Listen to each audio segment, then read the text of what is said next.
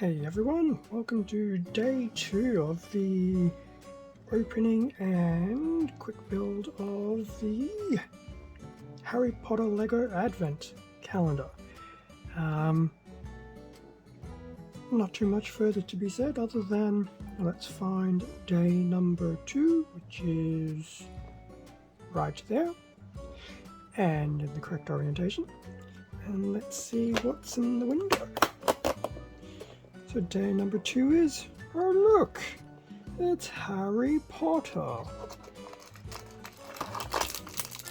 not Harry. It should be stuck in there anymore. Oh, there you go. Harry Potter. And there's his head.